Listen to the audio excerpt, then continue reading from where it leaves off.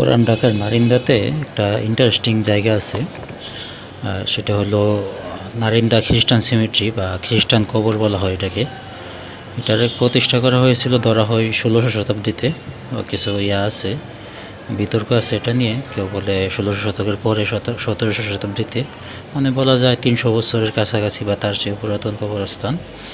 তো ওই সময়টাতে মূলত পর্তুগিজ, ওলন্দাজ, ফরাসি, আর্মেনীয়, গ্রিক এবং ইংরেজরা ঢাকায় আসা শুরু করে ব্যবসার উদ্দেশ্যে এবং সেখানে স্থায়ী বসবাস গড়ে তোলে। এবং এখানে একটা গির্জা ছিল, মূলত গির্জার পাশেই সমাধিক্ষেত্রটা ছিল।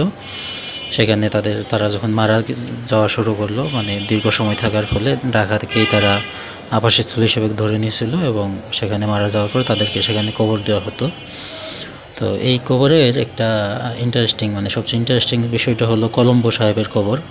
তো কলম্বো সাহেব কে ছিল এটা নিয়ে কোনো বিস্তারিত কোনো তথ্য পাওয়া যায় না আসলে, মানে কে ছিল, কে মানে কীভাবে কি, কিন্তু এখানে নাম হয়ে গেছে কলম্বো সাহেবের কবর, কিন্তু এপিটাফে ওনার কোনো নাম দেওয়া নাই।